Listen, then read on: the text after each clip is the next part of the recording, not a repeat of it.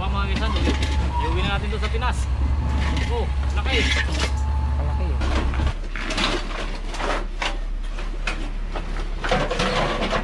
Mga kaisan, oh, ang ganda pa rin to. Hugasan lang po natin to. Ito, ganda to. Ano, ganda.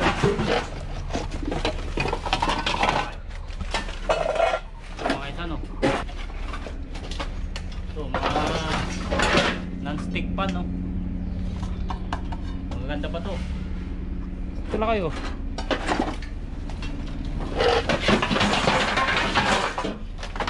Yan o.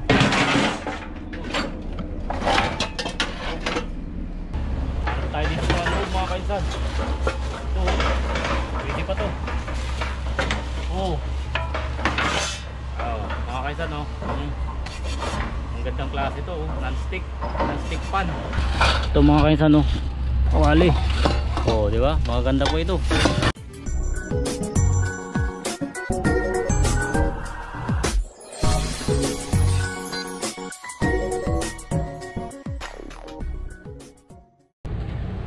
Sakto buddy, Lunes ngayon.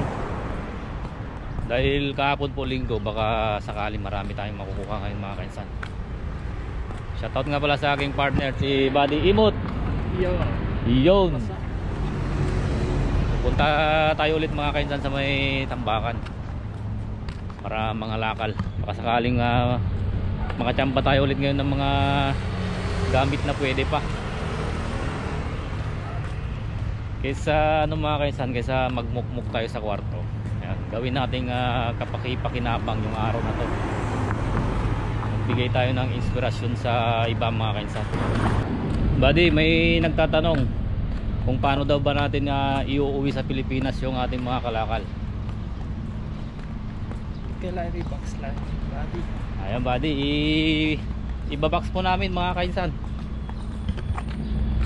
Hello. Ilagay po namin sa balikbayan box at medyo may kamahalan po yung presyo. Nasa almost 5k po sa peso mga kaisan.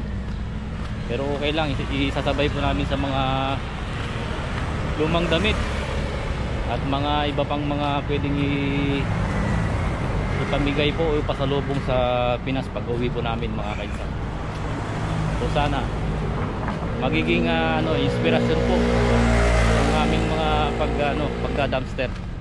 Ito mga kaisan, pwede pa ito na paglutuan, hugasan lang natin to. Stainless, ito pa. Meron pang stainless dito na pwede pa mga kaisan, hanapan natin yung takip niyan. Magaganda pong klase niyan. Oh, puro stainless po ngayon. Yun oh. Ito mga kaisan, makakarami po tayo dito ng mga stainless. Ito mga kaisan, takip. Oh, saktong sakto. Kasama yung takip niya oh. Oh brado. Oh. Oh. Kunting alog lang po yan oh. Hugasan po natin. Yan. Try po natin hugasan. Yan. Hugasan po natin mga kaisan. Yan. Libre naman po yung paghugas dito eh. Yan o. Ayan o. Yung mga nauna kong nakuha mga kaisan kunting kuskus ko lang po yung mga parang mga kalakalawang na ganito. Kumintab. Papakita ko po sa susunod mga kaisan. Oh. Ganda. Oh, mga stainless po ito. Sulit. Walang problema po ito mga to. Oh, di ba? Pwede na ho ito.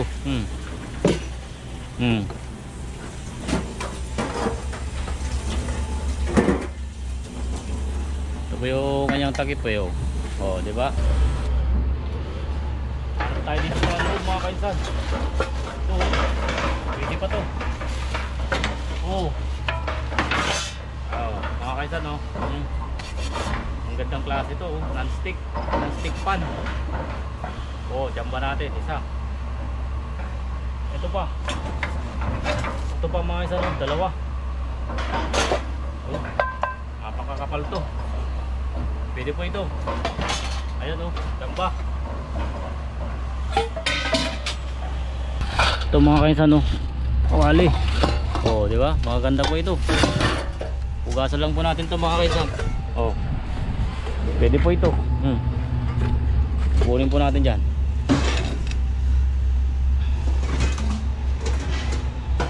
Sabi ko nga sa aking mga kakilala po na gustong pumunta po dito, basta hindi po kayo maselan sa gamit. Dito po ay makakaipon po kayo ng mga pwede nyo pong ibagay sa Pinas.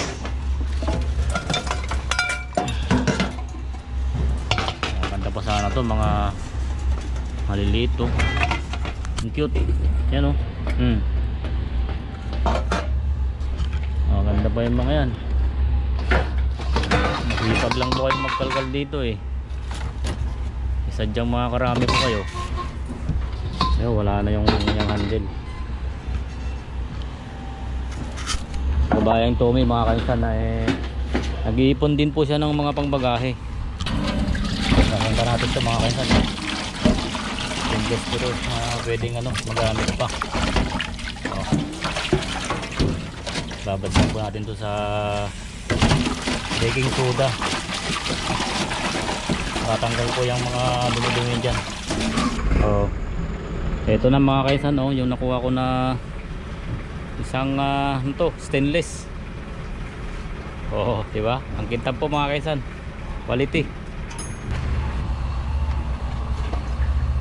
Mga kaisan, iuwi na natin to sa Pinas. Laki. Malaki eh. Iuwi na natin to sa Pilipinas. Pwede nga lang. Okasyon eh. Makakarami po kayo dito. Mga lutuan. Ito pa yung mga ibang nakuha natin mga kaisan. Hugasan po natin.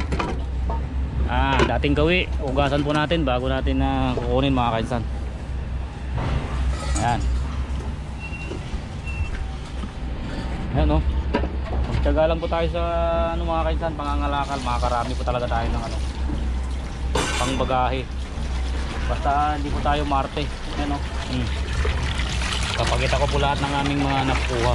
Ayan o. Napakakintab po niyan. Ayaw nyo pa ho ng ganito. Hindi po na tayo, huwag na po tayong mag-arte-arte. Lagi ko pong sinasabi sa aking mga vlog na hindi po tayo mag-arte-artehan na. Magiging lang po tayo, practical sa buhay. Sana po yung ginagawa namin na ganito ay magbibigay po ng inspirasyon sa ating mga kababayan na nakakapanood. Masaya po yung ganitong pangangalakal. Ayan, ang ganda pala nito. Di ba?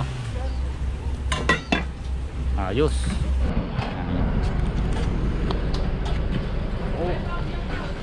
Ito po yung mga kalakal natin ngayon mga kaisan, Ang ganda ng mga kawali.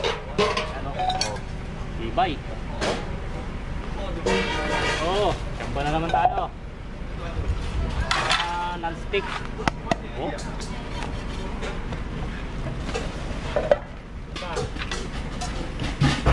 Non-stick pan po yan mga kainsan. May kasama pang takip. Saka po meron tayong stainless na paglulutuan. Pwede natin magamit to pang palambot ng mga karne o anuman.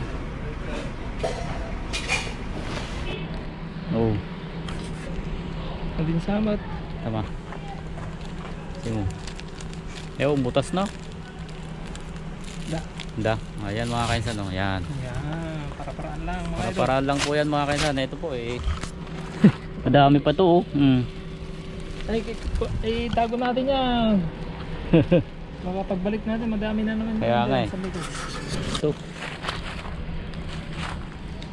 Habang pauwi po kami mga kainsan, nangunguha po kami ng talbos ng ng anansi. Ayan Ito yung mga parang sili po. Masarap po ito sa sa tinola. Kung kaya sa munggo po mga kainsan. Medyo dumadami na po yung mga natubo kasi umuulan na dito sa Taiwan ngayon. Naulan-ulan na tuwing hapon. Kaya meron pong mga wild na anansi. Ayos na po mga kainsan. May blessing na naman po kaming nakuha ng aking body. Adi imot. Yan. Gawin nating makabuluhan yung araw na to mga kainsan. Hindi po yung lang tayo pag day off, painom-pinom lang. Mas maigi na po yung ganito. At least may pakinabang, di ba? Yes, ayos. Yun. Ito pa, meron pa dito ang lago. Ayan oh. Yan. Ito oh. Oh. Ito ang dami oh. Oo, dami dito. Ayan. At may init to, masarap. Sarap po yan sa munggo o kaya tinula. Yung mga talbos niyan. Mga anansi po mga kainsan. Kusang natubo lang po ito sa gilid-gilid. Libre na po yung pang ulam natin, pang sahog. Masustansya pa yung mga ganitong gulay. Diba? Alam nating organic. Dami oh. Mm.